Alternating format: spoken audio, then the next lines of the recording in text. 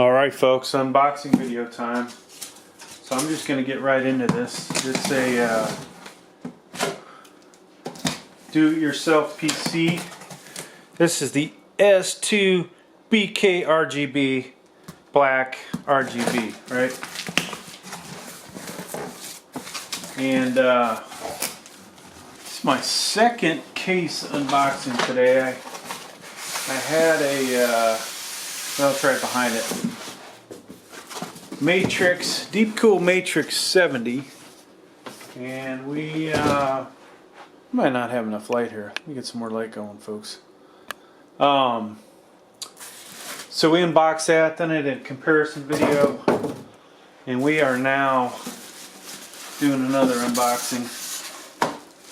So I've probably unboxed, reviewed 20 or more do-it-yourself PC cases, and I always have the same complaints about them in comparison to the better cases.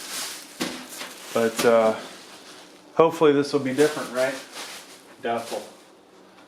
Alright, so I think this was, let's say $35 shipped maybe, and I leave these cases behind it just so you can see what nicer cases look like with better quality materials. Alright, so let's get into it. Here's the side, left hand side, and tempered glass, right? This has the basically the thumb screws here. We'll take those off in a second. This almost feels like they took this from Sama, this design, who I'm sure got it from somebody else, but I've had a lot of complaints about some of their edges being a little pointy, sharp, whatever, and so this is actually kind of nice to see this. Now, we'll talk more about that. Let's go ahead and get this open.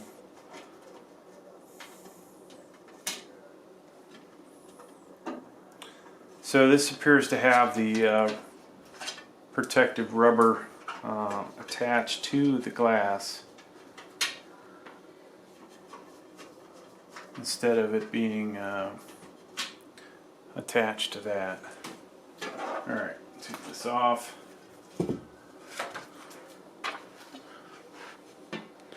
So we drop the it's the installation manual. Hopefully you guys can see that. We'll do one of these. So you may want to pause your screen. I'm not going to need that though. Alright. So, you know, standard connectors in here. Wow, this is actually nice. These are all on one ribbon cable. These are going to be your power button, LED for that, HDD, reset, standard stuff, USB 3.0. One of these will be USB 2.0, the other will be HD audio. And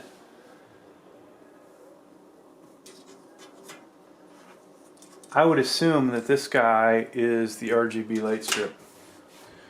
Alright, got a little bag of hardware here. A little on the small side. Now, steel frame up top. This should be magnetic.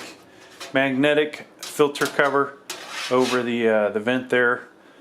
You can put 220 millimeter fans in there, I would say. Power button, reset. One of those is hard drive, I'm sure, and the other is power. The power LED. One of these is your headphone right there, microphone. Two USB 2.0s and a USB 3.0. Alright. Let me take off the back. Okay, maybe I won't take that off. Maybe I will.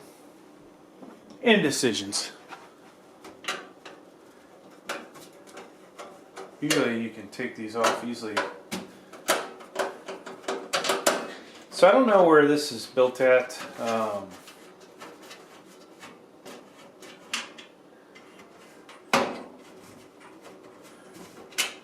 Probably the place everything's built at. Let's see.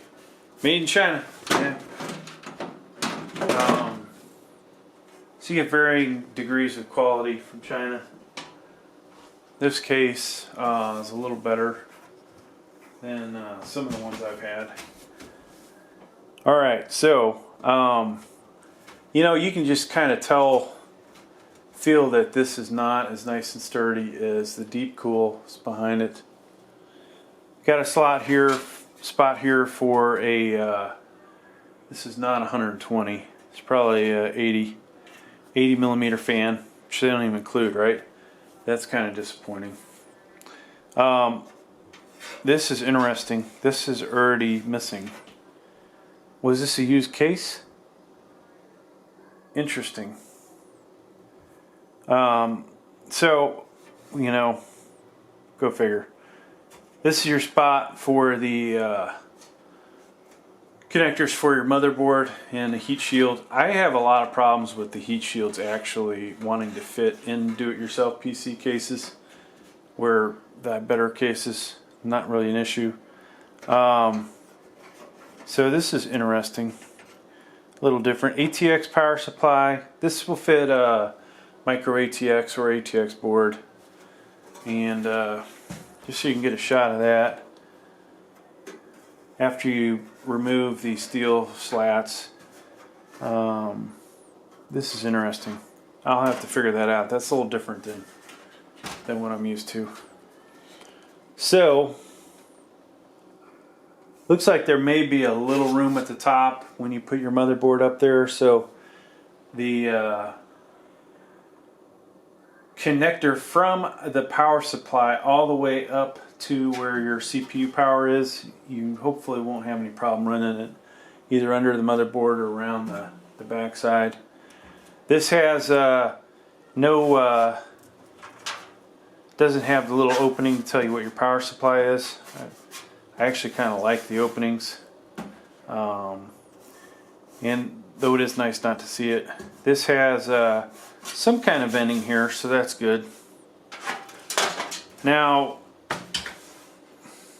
it looks like there are locations in here to mount fans in the front. Yeah, you can fit two, probably 120 millimeter fans in there. That would be the most. Now, negative though, there may be some venting here and underneath, but that's it. There's a little hole here. Not going to get a lot of good fresh air out of this thing. This would be your RGB light strip, which you won't get to see in this video. Here's the back side. Hard drives, 3.5 inch would go in here. Of course, you can fit 2.5 inches in here with a adapter. And I would assume that 2.5 inch SATA or SSD SATA 3 or a 2.5 inch hard drive SATA 3, you know, basically a laptop size one, would fit here. Of course, they would be on the other side. The screws would come in from the side. You've got little loopholes here to take your cables and zip tie them so that you can make it nice and tight. And one thing I didn't note, there is a cavity in this, so your cables that come out and stick out, they will you'll have space in between there. But yeah, overall,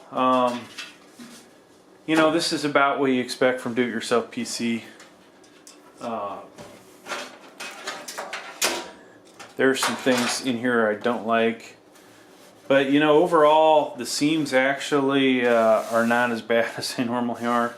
I can show you a lot of my other cases where I'm just like, oh, what a bunch of junk. But I'll give this one, you know, a thumbs up. This actually is a decent case. For most of you out there, it's pretty good. Now in this price range, right now you could get a Deep Cool Matrix 55, which I would recommend over this. Probably a few more dollars more expensive. But you know, that case behind it, 60. This one's 50 something. So if your budget is, you know, mid-30s, this isn't too bad a buy. And it is actually well built. So hey, thanks for checking out the video. Please like, please subscribe.